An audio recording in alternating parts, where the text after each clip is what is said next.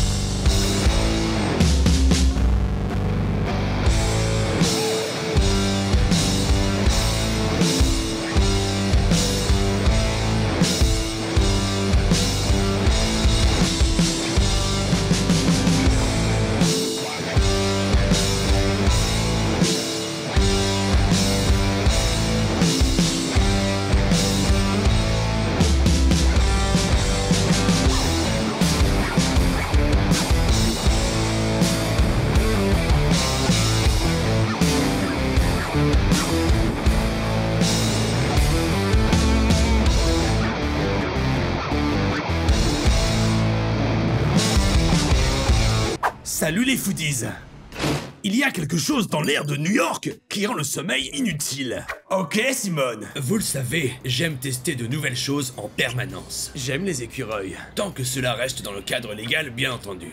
Tout en respectant les traditions et les formidables personnes qui y ont contribué. Il est possible de s'aventurer sur des sentiers inexplorés. Alors quoi de plus naturel que de se rendre dans la grosse pomme et de l'explorer quartier par quartier?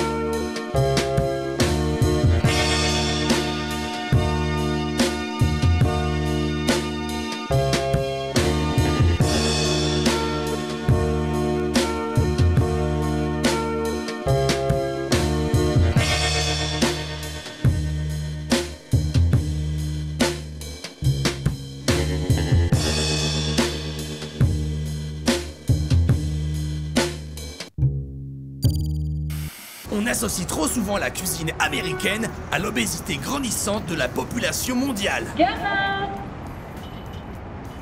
Vous avez pas entendu un truc là? Il est vrai que la réalité est assez accablante. Hey!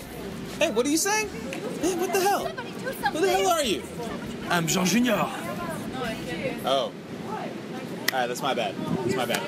Sorry. En se promenant aux États-Unis, ce problème de malnutrition saute aux yeux. Il est étonnant de croiser autant de joggers et de personnes souffrant de surpoids dans une même promenade. Pourtant, ce pays offre sans cesse de nouvelles créations culinaires. Les New-Yorkais ont cette force de proposer en permanence de nouveaux produits, ou du moins de nouvelles manières de les présenter. J'avais déjà tenté l'aventure de l'hybridation avec le burger au foie gras. Testons maintenant une recette à base de crustacés. Il ne faut pas oublier que New York est avant tout un port. Un plat typiquement new-yorkais, le lobster roll. Inventé dans le Connecticut, ce sandwich est principalement composé d'un pain à hot dog, d'une salade, d'une mayonnaise et de chair de homard. La meilleure façon de revisiter un plat qui a fait ses preuves est de tester sur place ce qui est déjà proposé. C'est une mission qui demande de prendre du recul, tester le maximum de recettes existantes et les aborder avec le moins de préjugés possible pour comprendre la culture de la ville ou du pays que l'on explore. Tu ne viens pas de te payer une section vlog pour rien, mon fouillet. Alors, qu'est-ce qu'on a ce matin? Oh! J'ai souhaité te mettre en condition pour que tu vives l'expérience exactement comme moi. Découvrir la ville, son architecture, son ambiance et ses habitants. Say hi to your mother for me. Ok, Jackson. Oh, thank you. Il est complètement con, ce mec. Tester le plus possible de spécialités culinaires. Affiner les recherches concernant le plat choisi pour enfin réaliser sa propre version. C'est un vrai plaisir de tester toutes ces manières de préparer le homard. Mais vous avez entendu ça, non? Certains diront que c'est une honte de dénaturer un produit aussi noble que le homard. Rappelons-leur ceci. Avant d'être un produit de luxe, le homard était la nourriture des plus démunis. Au XVIIe et XVIIIe siècle, il était pris en si grande quantité qu'il servait d'engrais pour les champs. Il était alors surnommé le cafard des mers. Au 19e siècle, l'essayiste John Rowan explique dans son ouvrage que lorsque l'on retrouve des carapaces vides de homards près d'une maison, c'est souvent un signe de pauvreté et de dégradation. Passer d'indicateur de pauvreté à produit de luxe, il n'y a qu'un pas. Alors, faire un mix entre un pain issu d'un mets populaire et de la chair dont le degré de noblesse semble varier selon l'époque est sacrément intéressant. En cuisine, on fait ce que l'on veut, du moment que l'on prend du plaisir. Oh yeah! Je vais maintenant vous proposer la recette du lobster roll à la Jean Junior. Il est maintenant temps de retourner en France, mes foodies. A tout de suite.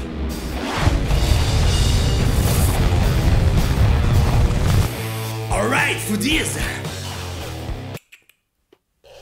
Après m'être imprégné de l'essence américaine, je suis en mesure de vous proposer ma version de la recette. Voici le lobster roll à la Jean Junior. Un pain brioché maison totalement biologique. Des homards bretons bien vifs à la carapace dure, recouverte si possible de petits coquillages.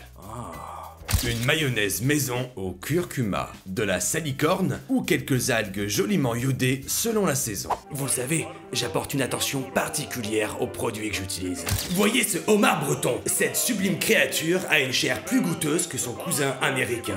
Ce n'est pas pour être bêtement chauvin, mais il y a des produits dont on peut être fier. Il y a quelques règles à suivre pour cuire un homard.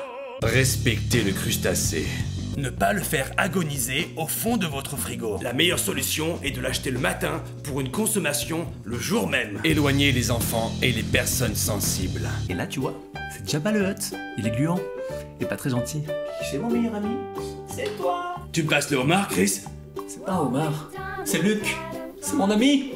Certes, oui.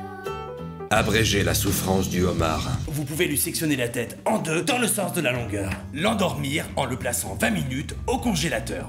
Ou encore le placer dans le bouillon, la tête la première. Maîtrisez la cuisson. Attention, la chair du homard doit garder toute sa tendreté. Il vous faut respecter des temps de cuisson très précis pour ne pas vous retrouver avec un vilain chewing-gum. Ah bah non. Je prépare un rapide courbouillon. On peut aussi simplement saler et pimenter l'eau. J'enlève la protection des pinces avant la cuisson pour éviter l'arrière-goût caoutchouteux. Vous pouvez rassurer vos amis, le cri du homard qui cuit n'est qu'une légende urbaine. Il s'agit simplement de l'expansion des poches de gaz situées dans sa carapace. C'est rien, Chris, c'est rien! Tu ne meurs donc jamais! Une fois la cuisson terminée, je place la bestiole dans l'eau froide pour stopper la cuisson. Je lui casse les pinces. Je lui retire les pinces et les place en cuisson 2 minutes supplémentaires. On décortique les homards pour récupérer toutes les chairs. Oh yeah! On découpe de manière grossière pour garder une vraie texture en bouche. On ne prépare pas du surimi, bon sang. On confectionne une mayonnaise avec une pointe de curcuma pour lui donner une belle couleur orangée. On découpe les pains maison, puis on les fait dorer à la poêle avec un peu de matière grasse. On place habilement la chair et quelques pointes de mayonnaise pour ne pas perdre la texture incroyable du homard. Enfin, on saupoudre de paillettes d'algues pour apporter un parfum iodé tout en subtilité.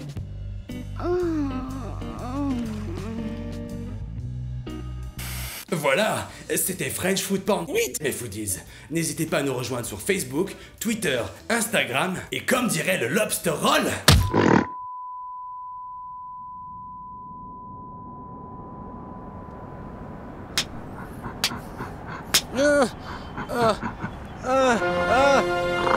D'où Jésus!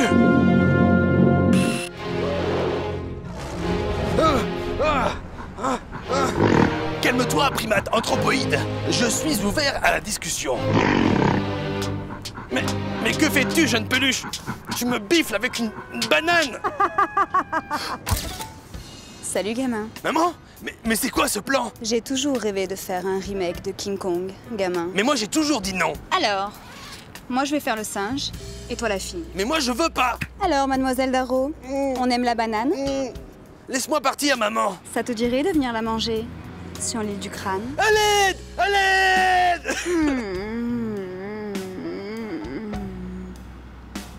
Je veux pas voir ça!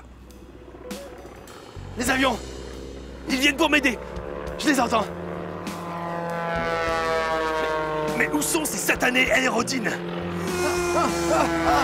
Mais quelle est cette diablerie? Es-tu prêt pour ressentir du plaisir?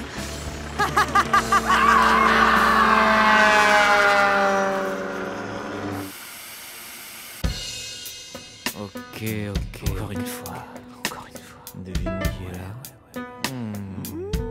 Allez, comme ça va le faire. C'est French Food Porn. Oh, French Food Porn. Ton désir, ton fantasme, petit soir. Oh, le fou. French Food Porn. Oh, sur les plaques, dans les casseroles. Pas trop chaud. Adieu, Luc. Tu as été un bon ami.